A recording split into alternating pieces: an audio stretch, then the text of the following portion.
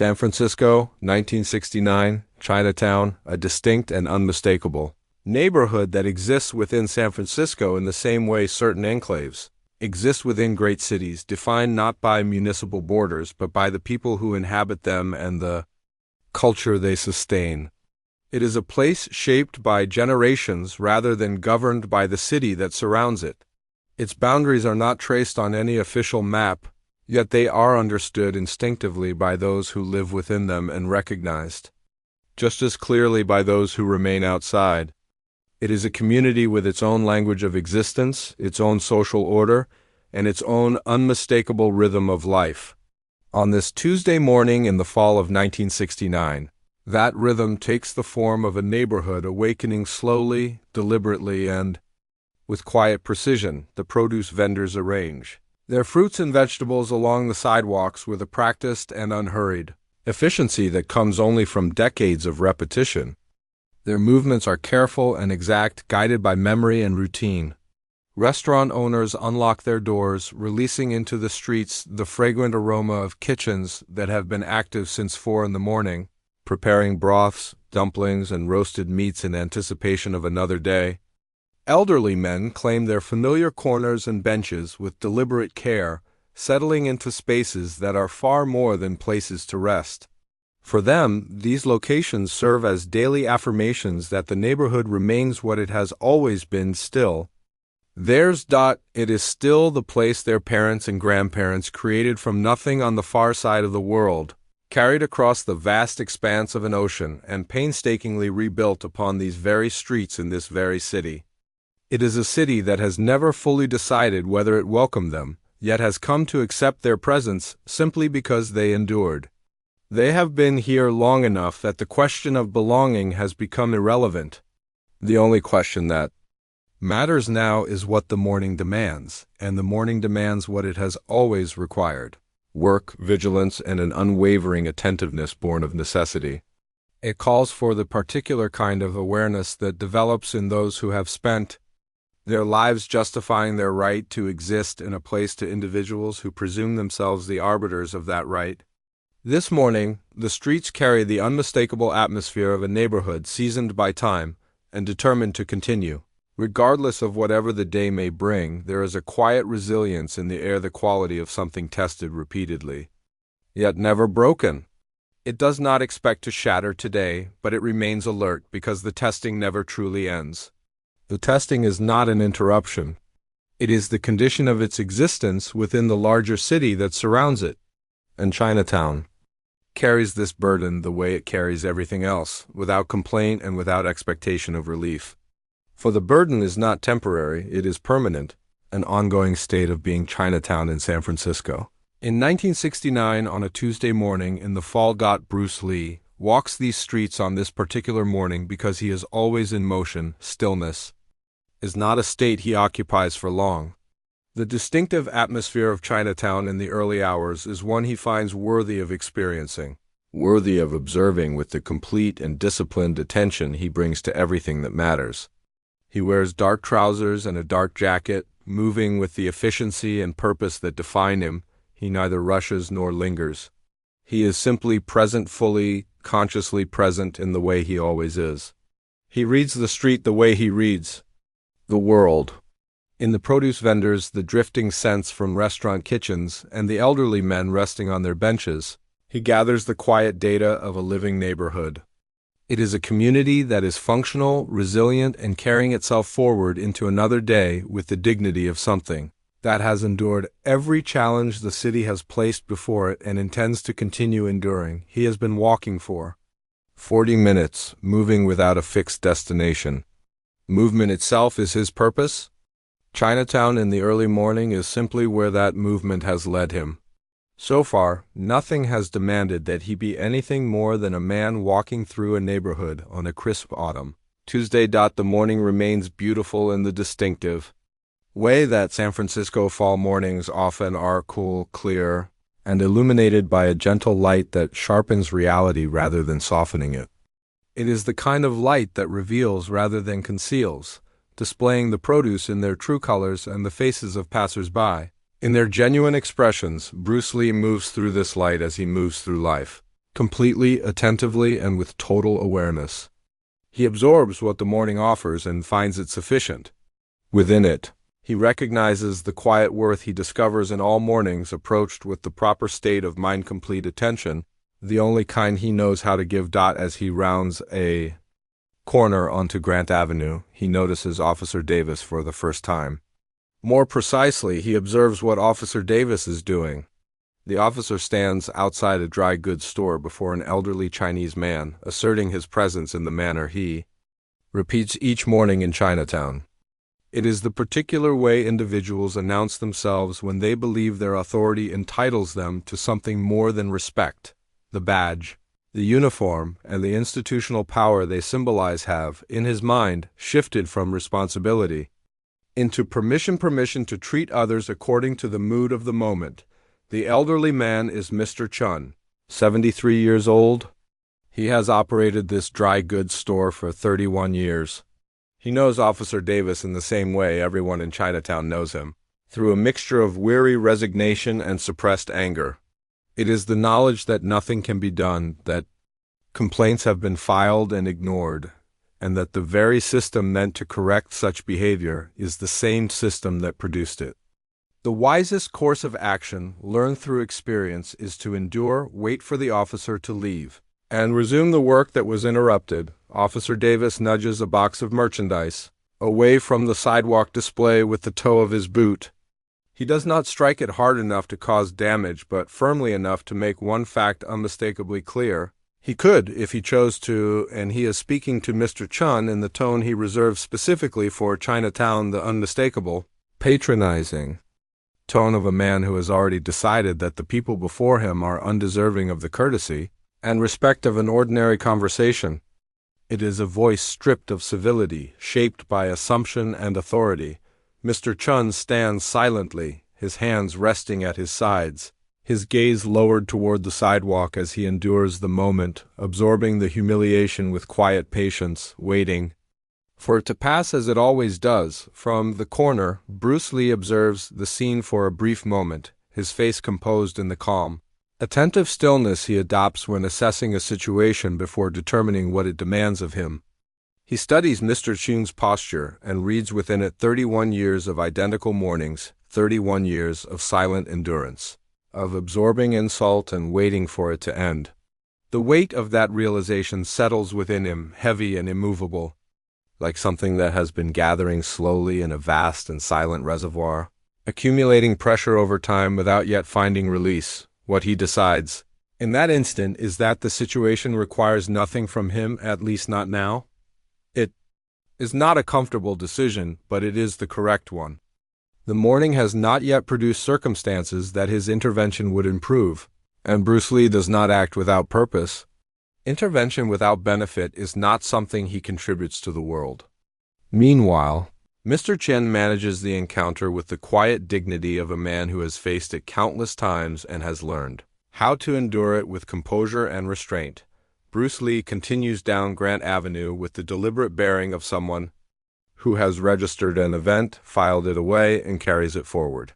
He moves with the quiet resolve of a man adding another fact to the growing collection he is assembling about this morning. The fact he has recorded is Officer Davis, what he represents, what he does on these streets, and what his presence means for those forced to share them. That knowledge remains with him, neither fading nor diminishing with distance, maintaining its original weight and clarity as something observed and impossible to ignore. 4 minutes later, Officer Davis notices Bruce Lee at the intersection of Grant Avenue and California Street, where Bruce Lee's Tuesday morning walk has brought him.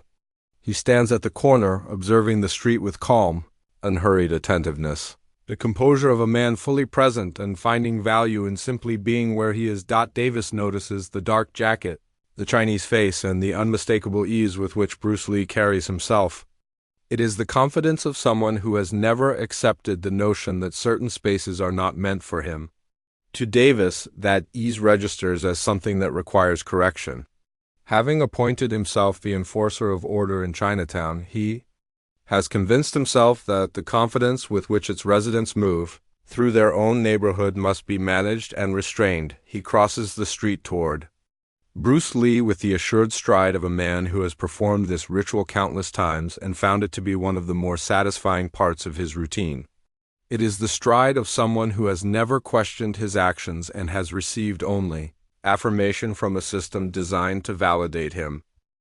Stopping directly in front of Bruce Lee, he fixes him with the expression he uses for such encounters, the look of a man who has already reached his conclusion before examining any evidence. In the tone he reserves for Chinatown, he speaks. "Let me see some identification."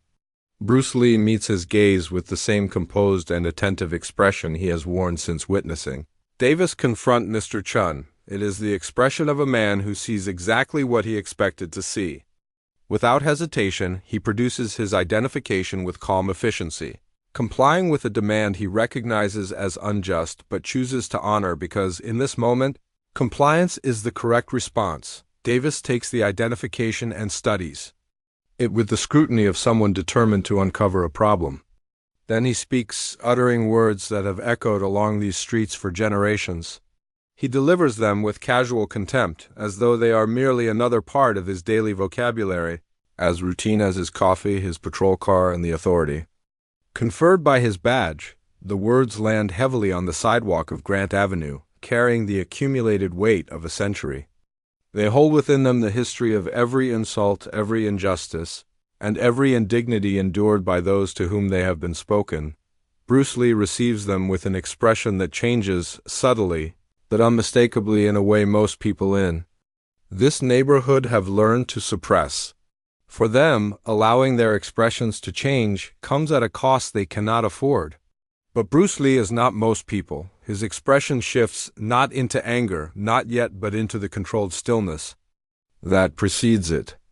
It is the disciplined calm of someone who has mastered his emotions, who understands anger completely, its power, its cost, and the consequences of failing to control it. Davis notices the change and misinterprets it entirely. He sees submission where there is calculation, compliance where there is decision. He believes the encounter is ending when, in truth, it has only begun. To Davis, the altered expression is a provocation, the insolence of someone who does not know his place.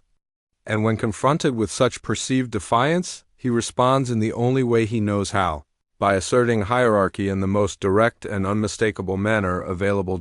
And his right hand moves forward, making contact with Bruce Lee's face in the unmistakable flat sound of a palm striking a cheek. It is not a full-force blow, but neither is it insignificant. It is the calculated, dismissive violence of someone intent on communicating authority rather than inflicting injury, an act meant to assert dominance rather than cause harm. The sound echoes along the Grant Avenue sidewalk in the peculiar way. Such sounds travel when they mark something that should never occur, yet does. Across the street, two children stand in the doorway of a restaurant, watching. The sound reaches them, and their expressions change into ones far too old for their young faces. They recognize what they have witnessed. They have seen it before, and they know what it signifies. More importantly, they know what always follows nothing. The same hollow nothing that has always followed when Officer Davis does what he does on these streets, behind the windows above the street. Faces begin to appear. They are the familiar faces of the neighborhood men and women who heard a sound they instantly recognized and have come forward only to confirm what they already know. And what they know is that this confirmation will cost them nothing. This morning, today is like every other day, nothing will change. Everything will continue. The safest response is to return quietly to whatever they were doing before the sound broke the morning's calm. But on this particular morning, something about the nothing that follows is different. The man Officer Davis has just struck stands, perfectly still. Yet his stillness is unlike the stillness of others who have endured similar treatment. It is not the passive stillness of someone absorbing humiliation while waiting for it to end. It is the deliberate stillness of someone making a decision. And that decision reveals itself in the very quality of his composure, in the precise arrangement of Bruce Lee's body, the poised positioning of his hands, and the sharp intensity of his dark eyes as they study Davis with complete analytical focus. He has gathered every available piece of information. Now he consults the part of himself that knows what to do with it. Davis sees the stillness and misinterprets it, just as he misinterprets everything that morning. He mistakes it for submission, the expected reaction to his expected behavior. Confident in his assumption, he steps forward, wearing the expression of a man preparing to speak words that will reinforce the authority he believes he has. Established. The energy between them shifts. Even those watching from the windows above can feel it. It changes with the unmistakable tension that fills a space when something irreversible is about to occur. Some faces withdraw instinctively, retreating from the glass. Experience has taught them that when the air changes in this way, distance is safety. Bruce Lee's right hand moves toward Davis with decisive commitment, the motion of a man who has made his choice. Davis sees the movement and reacts according to his training. His hand darts to the weapon at his hip. The gun clears its holster with practiced speed, drawn by someone for whom the action has become automatic. It is aimed at Bruce Lee's chest. Before his hand completes its arc, Bruce Lee stops. He halts with the precise control of someone who ceases action not because he is unable to continue, but because he has assessed the situation and recognized that continuing would produce an unacceptable outcome. And the unacceptable outcome is not what the gun could do to him, but what it could do to the two children standing across the street. They stare at the weapon with frozen expressions, confronted with something their young lives have not yet equipped them to understand. Bruce Lee looks at them, and the decision is made in a fraction of a second, the span of time in which life-altering decisions are often forged. Slowly and deliberately, he places his hands behind his back. He does so with the unmistakable composure of someone choosing a path that carries a personal cost. That cost is visible in every detail, in his calm expression, in his measured breathing, and in the unwavering steadiness of his gaze as he looks at Davis over the barrel of the drawn weapon. This is the hardest choice available to him this morning, not the hardest choice he could ever make, but the hardest one within this precise arrangement of children, weapon, pavement, and pale morning light. Davis, his pulse still elevated from drawing his gun, interprets the gesture as victory. To him, the hands behind the back confirm that the encounter has resolved exactly as his encounters always do. With his free hand, he lifts his radio and speaks into it, transmitting words that are not true. The device crackles, carrying the message into the morning air. Bruce Lee remains silent. He stands with his hands behind him and looks once more at the two children across the street. They look back. In their faces is the beginning of an understanding that will take years to fully articulate, an understanding arriving too soon, before they are ready, and faster than they can prepare for it. 6 minutes later, a second officer arrives. The speed of his response suggests urgency. He turns onto Grant Avenue and takes in the scene before him. Officer Davis, with his weapon still drawn, standing over Bruce Lee, whose hands remain clasped behind his back. The second officer is Officer Williams. He has patrolled this beat for 3 years. He knows Chinatown. He knows Officer Davis, and he knows what Officer Davis does on these streets. As he approaches, he does not immediately see what Davis expects him to see: a suspect. Something about the man standing before him registers first. It is the quality of the stillness, the deliberate balance of the posture, and the steady intensity of the dark eyes that meet his own. Bruce Lee looks at him with the same calm, attentive expression he uses to read everything. And in that moment, Officer Williams senses, before the label of suspect can fully take shape, that he is not merely looking at a man in custody, but at a man entirely aware of himself, of the situation, and of the truth unfolding before them. Officer Williams pauses, observing carefully, and recognition comes to him not all at once but in fragments. It arrives gradually, assembling itself piece by piece, the way recognition often unfolds when one encounters a familiar figure in an unexpected and confusing context. As the fragments align, a shift takes place within him. His understanding of what he is witnessing, what it signifies, and what will soon be required of him transforms. The realization is unsettling, heavy, and entirely unanticipated when he responded to the call and drove toward Grant Avenue on this Tuesday morning. Williams looks toward Davis with an expression that conveys what his words have not yet spoken. Then, in a quiet voice weighted with urgency soft enough not to carry beyond its intended audience, he asks, "Do you know who this is?" The question settles into the morning air of Grant Avenue with the unmistakable quality of one that already contains its answer. Its very asking reveals the truth it seeks to confirm. Davis turns to him, his certainty faltering as it encounters something he was not prepared to face. Williams then speaks the name quietly, releasing it into the cool air of the Tuesday morning. And the name does what names of such magnitude always do in moments like these: it reorganizes everything. It reshapes the meaning of what has occurred, what is unfolding, and what will inevitably follow.